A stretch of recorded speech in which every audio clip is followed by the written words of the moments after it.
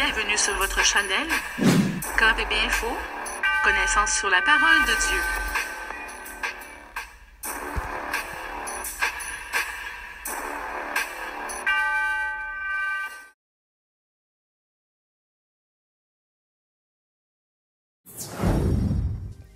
La vie ne vaut rien, mais rien ne vaut la vie, dit André Malraux. Bonjour, c'est Christelle. Aujourd'hui, je vais répondre à la question du jour. Comment peut-on définir la vie? Chaque réponse sera différente car chacun d'entre nous voyons la vie différemment. Pour moi, la vie reste un cadeau.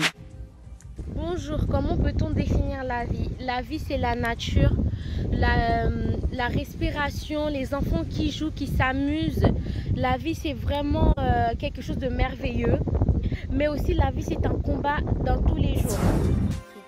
C'est tout en fait.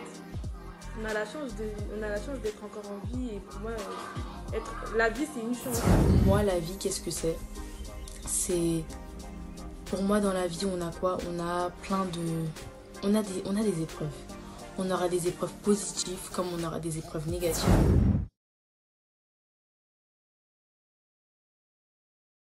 Tous ceux qui sont en santé et à tous ceux qui ne sont pas en santé, on doit vivre la vie. Ouais!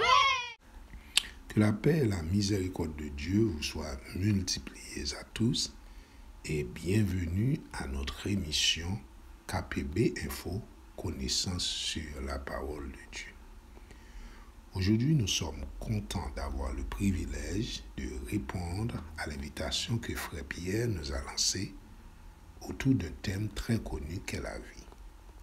Qu'est-ce que c'est exactement la vie? Avant de répondre à cette question dans une prochaine vidéo, bien sûr, permettez-moi de réfléchir avec vous sur quelques proverbes courants concernant la signification de la vie. Avec toutes les réponses déjà partagées par nos collègues Pierre, Christelle, Belenga et les deux Kelly, j'aimerais développer davantage leur point de vue dans les proverbes suivants. Par exemple, on entend souvent dire que la vie, c'est comme une bicyclette. Il faut avancer pour ne pas perdre l'équilibre. C'est tout à fait vrai. La vie est comme le temps qui s'avance et ne jamais reculer. Si vous n'avancez pas dans la vie, c'est comme si vous n'existez pas. Même dans notre corps, tous nos organes doivent fonctionner pour nous garder en vie. La circulation sanguine, le battement du cœur, etc. Tout fonctionne et s'avance pour équilibrer le corps afin que nous restions en vie. C'est pareillement ce qu'il nous faut pour équilibrer la vie. Quelle que soit l'épreuve qu'on endure, on doit continuer à mettre un pied devant l'autre et puis avancer. Qu'on se tienne debout, qu'on soit tombé, il faut se relever et continuer à marcher. Celui qui marche vers l'avant fait des pas et même de grands pas. Il est bon de ne pas décourager, surtout en faisant ce qui est bien, car Dieu approuve les pas de ceux qui font le bien.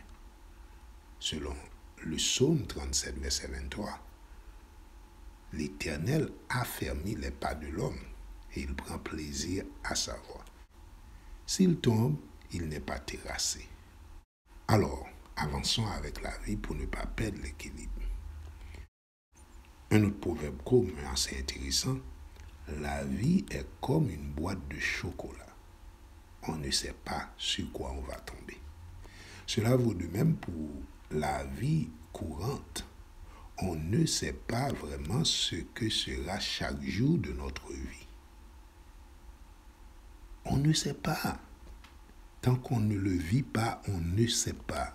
C'est pourquoi on ne doit pas s'inquiéter du lendemain. Comme c'est écrit dans la Bible, ne vous inquiétez donc pas du lendemain, car le lendemain aura soin de lui-même. Chaque jour suffit sa peine, selon Matthieu 6, verset 34. Et selon le proverbe du chocolat, chaque jour suffit son chocolat. Chaque jour apporte une nouvelle expérience. La souffrance d'aujourd'hui peut faire place à la joie de demain. Puisqu'on ne sait pas ce que nous réserve la vie, vivons aujourd'hui même et remettons demain à Dieu. C'est très important, comme l'apôtre Jacques nous le dit. Vous qui ne savez pas ce qui arrivera demain, car qu'est-ce que votre vie? Vous êtes une vapeur qui paraît pour un peu de temps et qui ensuite disparaît. Vous devriez dire au contraire, si Dieu le veut, nous vivons et nous ferons ceci ou cela. C'est écrit dans Jacques 4, 14, 15. Dans la boîte du chocolat, on ne sait pas vraiment quel type de chocolat on va aimer, pas avant de l'avoir goûté. C'est pourquoi Salomon nous dit de ne pas nous vanter du lendemain, car nous ne savons pas ce qu'un jour peut enfanter. Proverbe 27, 1er. Un troisième proverbe commun, intéressant aussi à examiner, c'est la vie est comme la boxe. On essaie de se tenir debout, encaisser les coups, changer ce qu'on peut changer, apprendre à vivre avec les cicatrices, en acceptant ce qu'on ne peut pas changer. En d'autres termes, la vie, c'est lutter. Même la Bible nous enseigne de prier sans cesse et ne point se relâcher. Thessaloniciens 5, 17, Luc 18, verset 1er. Finalement, la vie, c'est comme un jardin. On doit l'entretenir pour le garder, l'embellir pour l'apprécier. On doit prendre soin de soi-même et des nôtres.